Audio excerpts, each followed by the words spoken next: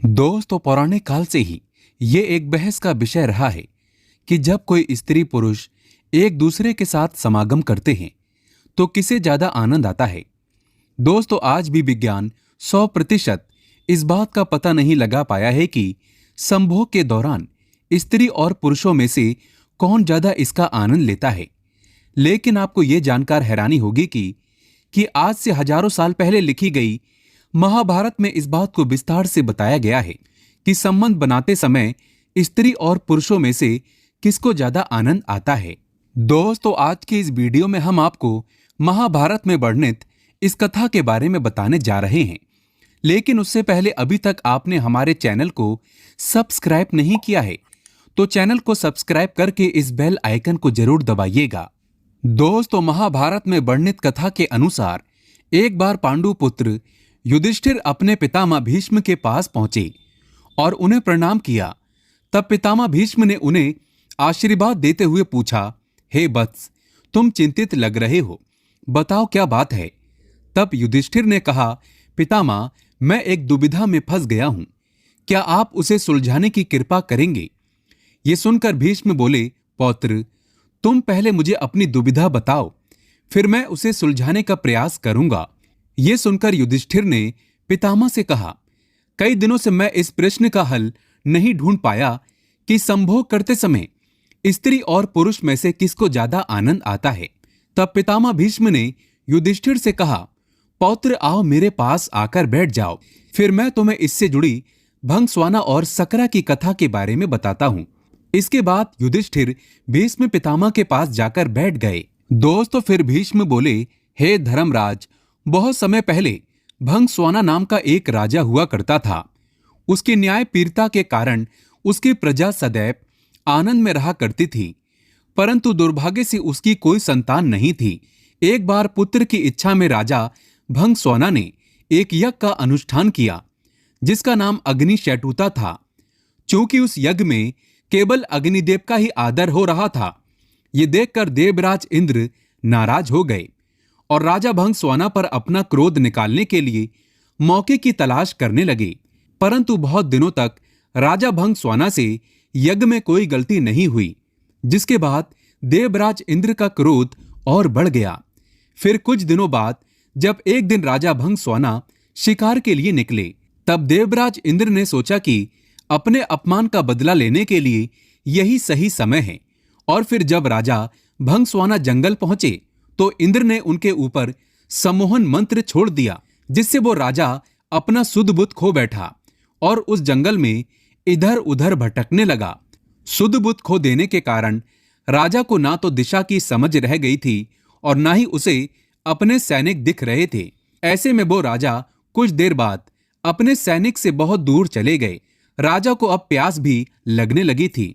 फिर उसे एक छोटी सी नदी दिखाई दी जो बहुत ही सुंदर लग रही थी। नदी को देखकर राजा उसकी ओर बढ़ा और पहले उसने अपने घोड़े को पानी पिलाया और फिर खुद पानी पीने के लिए नदी के पानी में प्रवेश किया। परंतु राजा के पानी में प्रवेश करते ही उसका रंग धीरे धीरे बदलने लगा और देखते ही देखते वह राजा एक स्त्री में बदल गया, जिसके बाद उस राजा को खुद पर शर्म आने लगी और वो जोर जोर से रोने लगा। उसे ये समझ नहीं आ रहा था कि आखिर किस कर्म के कारण उसके साथ ये सब हुआ है। दोस्तों, फिर वो राजा मन ही मन में ईश्वर से कहने लगा, हे प्रभु, आपने ये कैसा अनर्थ कर दिया है। इस रूप को लेकर मैं अपने राज्य वापस कैसे जाऊंगा। अभी कुछ दिन पहले ही मुझे अग्नि यज्ञ से मुझे 100 पुत्रों की प्राप्ति हुई है, उनसे मैं क्या कहूंगा। और तो और महल में मेरी रानी मेरी प्रतीक्षा कर रही होगी, उनके सामने इस रूप में मैं कैसे जाऊंगा। ईश्वर, आपने तो मेरे राजपाट के साथ साथ मेरा पौरुष भी ले लिया है, साथ ही साथ मेरी प्रजा का क्या होगा। फिर काफी देर तक इस तरह से विलाप करने के बाद वो राजा अपने राज्य वापस लौटा। उधर राजा ने जब स्त्री रूप में अपने राज्य में प्रवेश किया तो उसे देखकर सभी लोग हैरान हो गए। फिर उसने राजमहल जाकर अपने सभी सभासदों की सभा बुलाई और उन्होंने अपने पुत्रों और मंत्रियों से कहा, मैं अब राजपाट चलाने लायक नहीं रह गया हूं, इसीलिए आप सभी मिलकर इस राजपाट को चलाएं और ये भी ध्यान रखिएगा, मेरे न होते भी मेरे पीछे मेरी प्रजा को कोई कष्ट न हो। मैं अपना बाकी का जीवन वन में बिताऊंगा।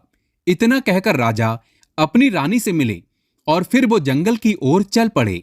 दोस्तों, वन में जाकर स्त्री रूपी वो राजा एक तपस्वी के आश्रम में जाकर रहने लगे।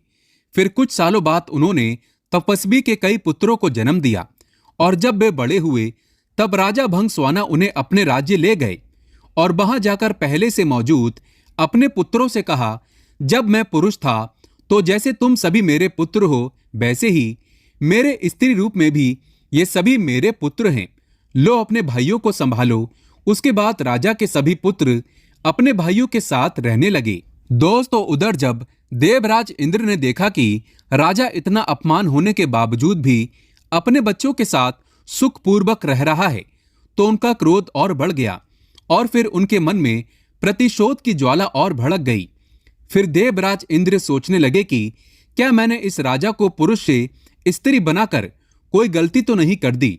इसके बाद देवराज इंद्र ने एक ब्राह्मण का रूप धारण किया और उस राजा के महल पहुंच गए। राजमहल पहुंचकर देवराज इंद्र उन भाइयों के बीच फूट डालने के उद्देश्य से उनके कान भरने शुरू कर दिए।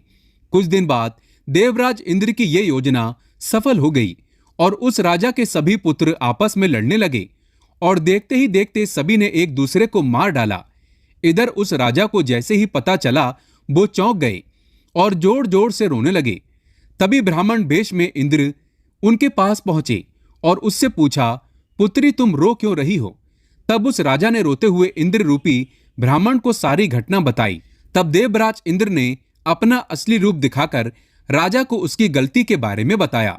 इंद्र बोले, हे राजन, तुमने केवल अग्निदेव की पूजा की और मेरा अपमान किया, इसीलिए मैंने तुम्हारे साथ ये सब किया है। दोस्तों, देवराज इंद्र के मुख से ऐसी बातें सुनकर भंगस्वाना उनके चरण पकड़ते हुए बोले, हे देवेंद्र, अनजाने में मुझसे बड़ा अपराध हो गया है, कृपया करके मुझे क्षमा कर दें।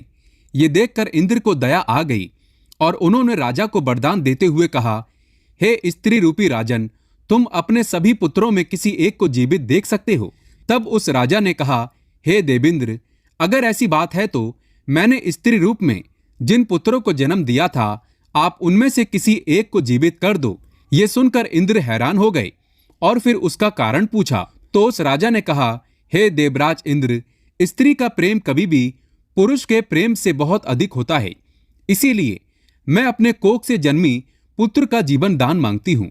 उस राजा की बात सुनकर देवराज इंद्र प्रसन्न हो गए और उन्होंने राजा के सभी पुत्रों को जीवित कर दिया। दोस्तों, फिर उन्होंने राजा को पुरुष रूप में वापस होने का वरदान दिया, परंतु स्त्री रूपी राजा ने इंद्र से कहा, हे देवराज, मैं स्त्री रूप में ही खुश हूँ और मैं अपने जीवन के अंत तक स्त्री ही रहना चाहती हूँ। ये सुनकर इंद्र ने उनसे पूछा, राजन, तुम पुरुष बनकर अपना राजपाट नहीं संभालना चाहते, क्योंकि संयोग के समय स्त्री को पुरुष से कई गुना ज्यादा आनंद और सुख मिलता है, इसीलिए मैं स्त्री ही रहना चाहती हूँ। दोस्तों, ये सुनकर इंद्र ने तथास्तु कहा और वहां से चले गए। इस तरह कथा समाप्त होने के बाद भीष्म ने युधिष्ठिर से कहा कि हे पौत्र, अब तो तुम्हें समझ आ गया होगा कि स्त्री को संभोग के समय पुरुष से ज्यादा आनंद आता है। दोस्तों, अगर आप भी युधिष्ठिर की तरह इस बात को समझ गए हैं कि किसको ज्यादा आनंद आता है, तो अपने अनुभव कमेंट बॉक्स में जरूर शेयर करें और एक लाइक तो बनता है। हमारे चैनल को जरूर सब्सक्राइब करें।